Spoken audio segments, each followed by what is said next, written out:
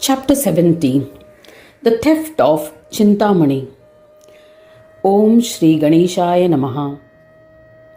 Gritsamat continued narration of the legend. Once, King of Devas, Indra, arrived in Kapila's ashram with the Devas and paid respects to Kapila.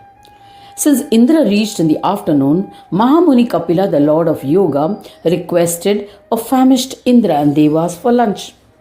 He remembered Ganesha, lord of Siddhi, and produced delicious meals for Devas and offered delicious food to them. Indra was satiated with nectarous meal. He was so overjoyed that he ordered Lord of Wind Vayu to procure an incredible gem, Chintamani. Indra gifted that gem to Kapila. The gem was the adornment of Ganesha named Chintamani.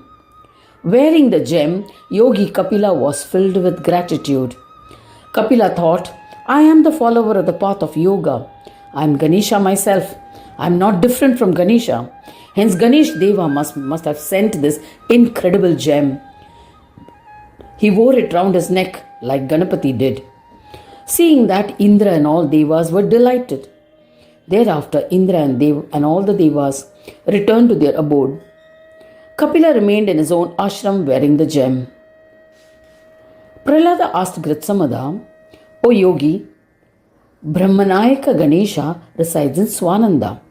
Then how did Indra acquire this gem Chintamani?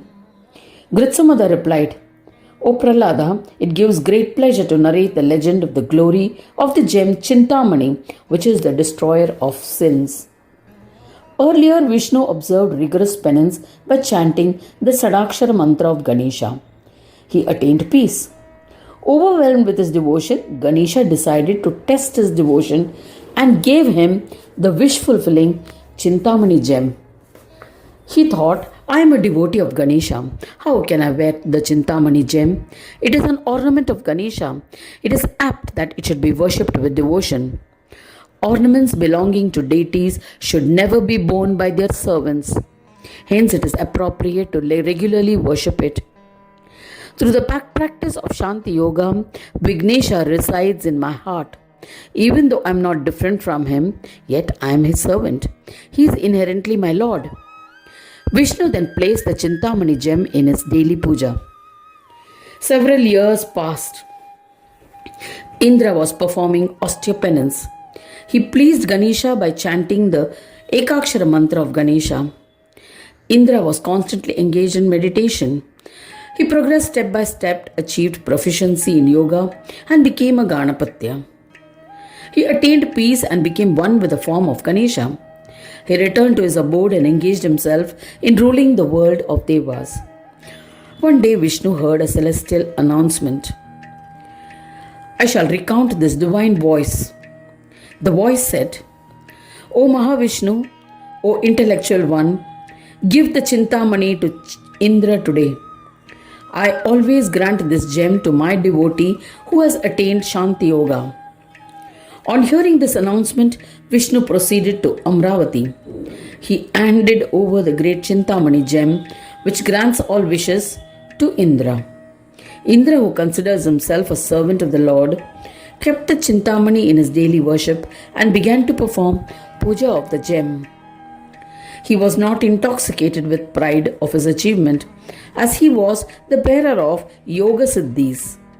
Seeing Kapila engaged and absorbed in Shanti Yoga, Indra gave the gem with wholehearted devotion. He thought, a householder like me is not deserving of the gem. Kapila Muni is Siddheshwara himself and is worthy of the gem. In this manner, Chintamani has been passed from Vishnu to Indra to Kapila. Kapila would wear the Chintamani gem around his neck in the same manner in which Ganaraja wore it. Many years passed by. One day, Daitya Ganasura arrived at Kapila's ashrama while hunting. He ordered his army to wait outside the ashram and went alone to meet the Muni. He paid his obeisance with palms joined in reverence. Noticing his humility, Kapila asked, O eminent man, who are you? Why have you arrived here? Please tell me.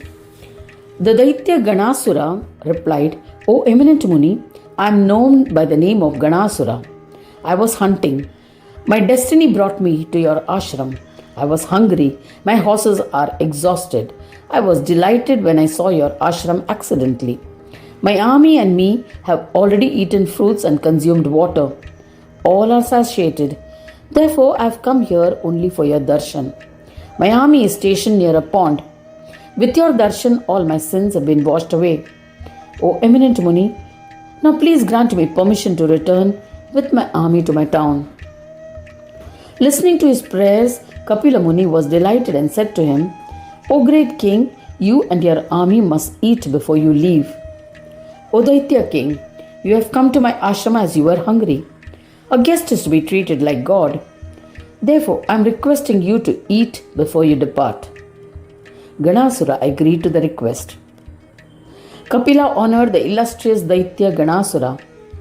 Muni Kapila and his disciples welcomed the Daitya and his army and performed their puja.